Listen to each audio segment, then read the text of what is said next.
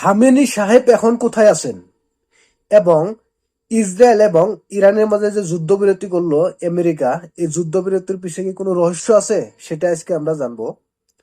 দেখেন, যখন নাকি ইসরায়েল ইরানে হামলা করেছিল তখন কিন্তু একটা কথা খুব প্রচার হয়েছিল, যে কথাটা ইসরায়েল আমেরিকাকে অনুরোধ করেছিল খামেনিকে নিহত করার জন্য, কিন্তু আমেরিকা সেই কথা নাকচ করে দিয়েছিল, না করে দিয়েছিল। তারপরে থেকে কিন্তু খামেনিকে দেখা যায় না, খামেনিকে কোনো বাংকারে বা গুপ্ত জায়গায় লুকিয়ে রাখা হয়েছে। এখন কথা হলো, খামেনি এত ইম্পর্টেন্ট কেন? দেখেন, পুরো বিশ্বতে অনেক বড় বড় দেশে অনেক বড় বড় নেতা থাকে, সেই নেতার উপরে নির্ভর করে সেই দেশটা, দেশের জনগণ ভরসা করে। রাশিয়াতে দেখেন পুতিন, ভ্লাদিমির পুতিন, সে পুরো বিশ্বকে কিন্তু তার কথায় উঠা বসা করাচ্ছে, এবং সেই যতদিন আছে রাশিয়ার কোনো কেউ কিচ্ছু করতে পারবে না। অনেক পাওয়ারফুল একজন মানুষ, অনেক বুদ্ধিক একজন মানুষ। ওই রকম দেখেন উত্তর কোরিয়াতে, দেখেন চায়নাতে, দেখেন চায়নার যে শাসক এখন, যে রাজা বলতে গেলে রাজাই হয়, সে অনেক বুদ্ধিক একজন মানুষ, এবং সে কিভাবে চায়নাকে কোন লেভেলে নিয়ে গেছে, পুরো দুনিয়া চায়নাকে এখন ভয় পায়। বাংলাদেশে দেখেন শেখ হাসিনা দেশে কোনো চলে গেছে, মানে আওয়ামী লীগ নাকি সেটা একদম নাই বলে বলতে পারা যায়।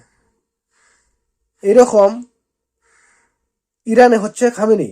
খামেনি সাহেব এমন একজন শক্তিশালী, এমন একজন বুদ্ধিক, এমন একজন পাওয়ারফুল নেতা, তার যদি কিছু হয়ে যায় তাহলে ইরানের জনগণ দুর্বল হয়ে যাবে, এবং ইরানের সরকার কি জানি আমেরিকা বা ইসরায়েল ভেঙে দিতে পারে, তাদের ইচ্ছাগত সরকার সেখানে আনতে পারে। সেজন্য খামেনিকে হয়তো লুকাই রাখা হয়েছে। এখন আসি যুদ্ধবিরতি নিয়ে। আমার কাছে যুদ্ধবিরতিটা কিরকম যেন ডাউট লাগছে। এমনও হতে পারে যে যখন নাকি খামেনিকে মারার কথা হয়েছিল তখন থেকে খামেনিকে লুকিয়ে রাখা হয়েছে, যে যুদ্ধবিরতি করলে খামেনি প্রকাশ্যে আসবেন এবং এসে জাতির পক্ষে ভাষণ দিবেন, সেই সময় খামেনিকে হয়তো হয়তো নিহত করার কোনো প্রিপ্ল্যান হতে পারে মোসাদের।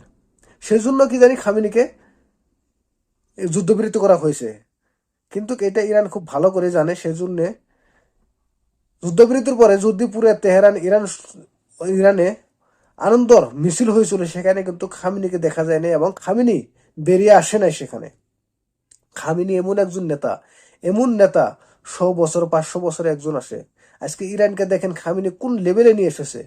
পৃথিবীতে 57টা মুসলিম দেশ আছে, অনেক ধনী ধনী মুসলিম দেশ আছে, যেরকম সৌদি আরব, অনেক টাকা তাদের কাছে, কিন্তু তাদের কাছে কোনো সেরকম লিডার নাই যাকে দেখে পুরো দুনিয়া ভয় পাবে। তো আমরা দোয়া করি খামেনি দীর্ঘ জীবনী, দোয়া করি আমরা খামেনি সুস্থ থাকুক, যেখানে থাকুক ভালো থাকুক, ইরানকে আরো এগিয়ে নিয়ে যায়, এটাই খামেনির প্রতি আমাদের দোয়া রইল।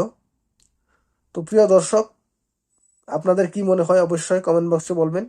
ভিডিওটা দেখার জন্য অনেক অনেক ধন্যবাদ। যদি ভিডিওটা ভালো লাগে অবশ্যই চ্যানেলটাকে সাবস্ক্রাইব করবেন পরবর্তী ভিডিও দেখার জন্য। সবাইকে অনেক অনেক ধন্যবাদ। আসসালামু আলাইকুম।